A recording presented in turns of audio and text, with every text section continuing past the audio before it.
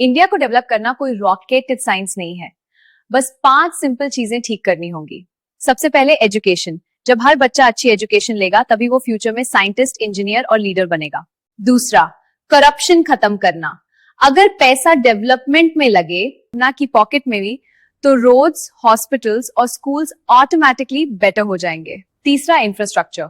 Smooth roads, fast trains, clean cities, ये सब economy को स्ट्रांग बनाते हैं। अगर यूथ को जॉब्स मिलेंगी तो क्राइम कम होगा और कंट्री ग्रो करेगी। चौथा, एम्प्लॉयमेंट। अगर यूथ को जॉब्स मिलेंगी तो क्राइम कम होगा और कंट्री ग्रो करेगी। और पांचवा, clean environment.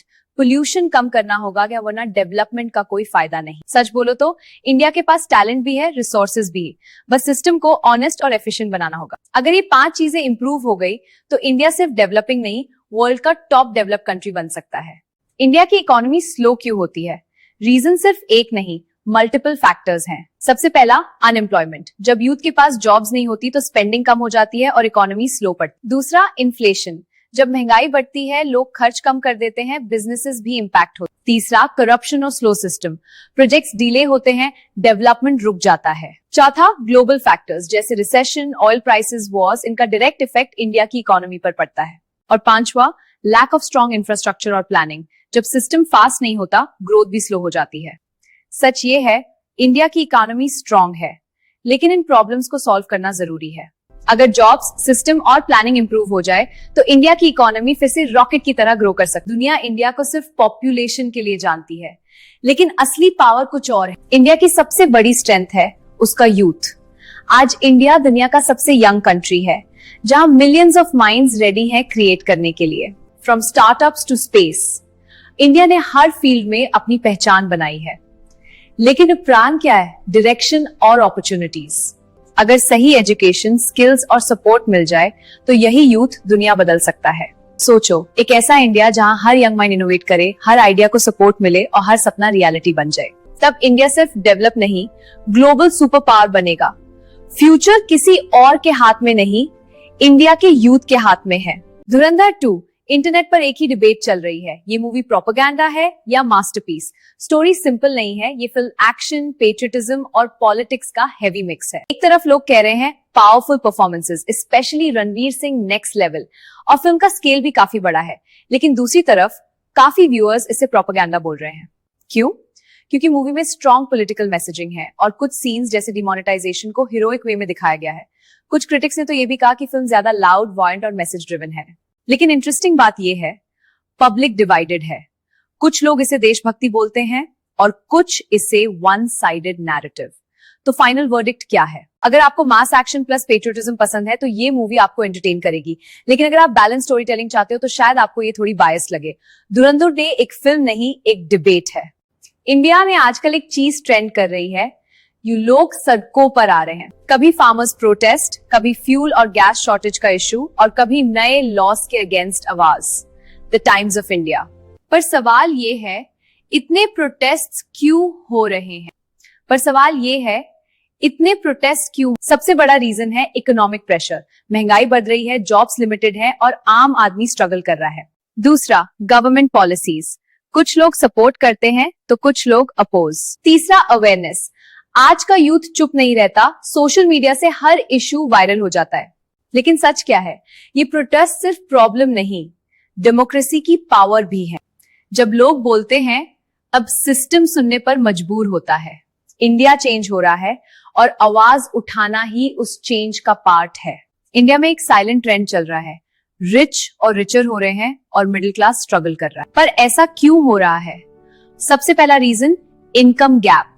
High paying jobs limited हैं और लो इनकम जॉब्स ज्यादा। दूसरा, इन्वेस्टमेंट नॉलेज। रिच लोग अपना पैसा इन्वेस्ट करते हैं, स्टॉक्स, बिजनेस, एसेट्स, जबकि आम आदमी सिर्फ सेविंग करता है। तीसरा, राइजिंग एक्सपेंसेस। महंगाई बढ़ रही है, सैलरी उतनी फास्ट नहीं बढ़ रही। चौथा, अपॉर्चुनिटीज का डिफरेंस। जिनके पास रिसोर्सेज हैं, बेटर चांसेस है ग्रो करने के। लेकिन सोल्यूशन क्या है? स्किल सीखो, इन्वेस्ट करना सीखो और इनकम सोर्सेज बढ़ाओ। इंडिया में आजकल एक साइलेंट प्रॉब्लम बढ़ रही है, स्टूडेंट्स का स्ट्रेस।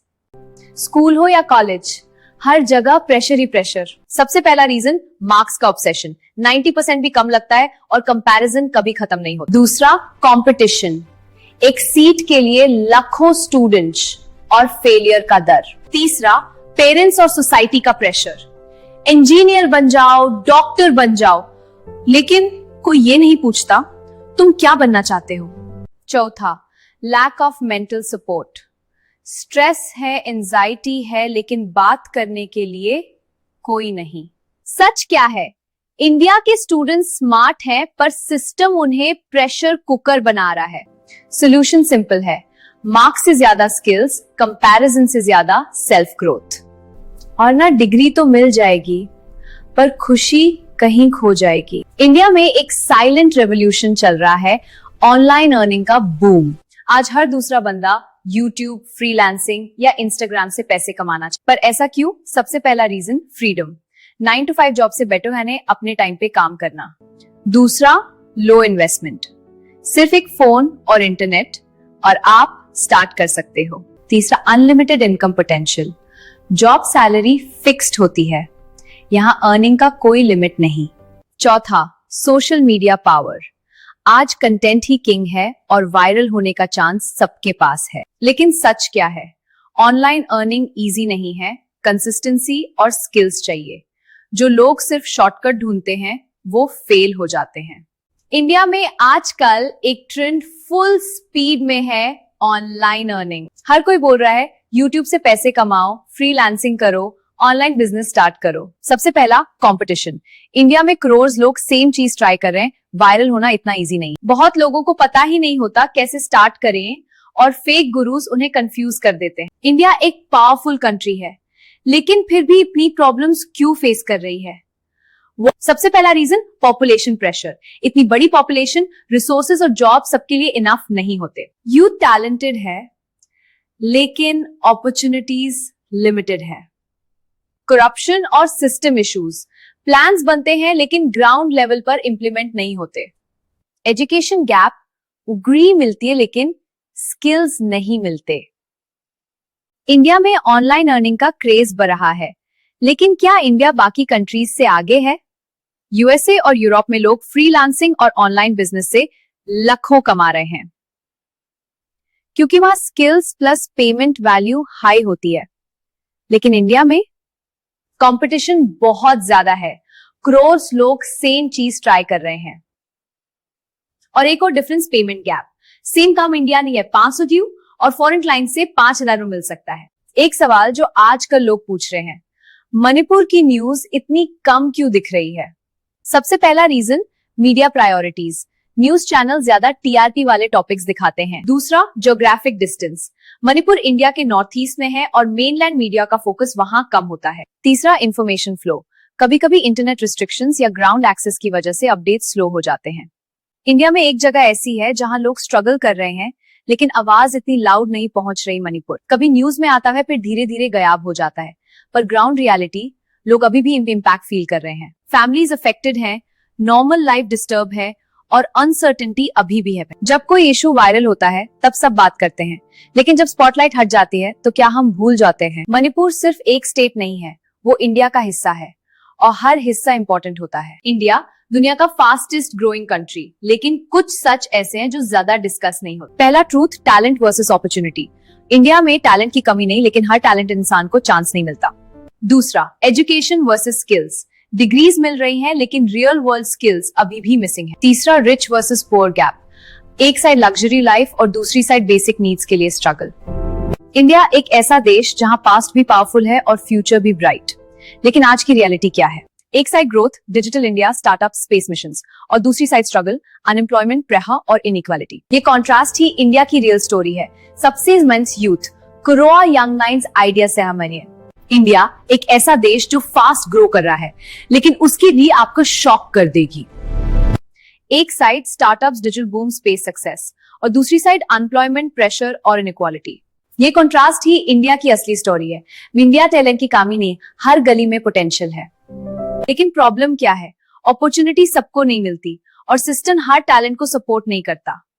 इंडिया का फ्यूचर डिसाइड करेगा उसका यूथ। अगर यूथ ने स्किल्स ऐसा अपग्रेड कर लिया तो इंडिया अनस्टॉपेबल हो जाएगा। इंडिया एक ऐसा देश जो फास्ट ग्रो कर रहा है, लेकिन उसकी री आपको शॉक कर देगी। एक side startups, digital boom, space success, और दूसरी साइड अनएम्प्लॉयमेंट, प्रेशर और इनइक्वालिटी। ये कंट्रास्ट ही इंडिया की असली स्टोरी है। इंडिया टैलेंट की कमी नहीं, हर गली में पोटेंशियल है। लेकिन प्रॉब्लम क्या है?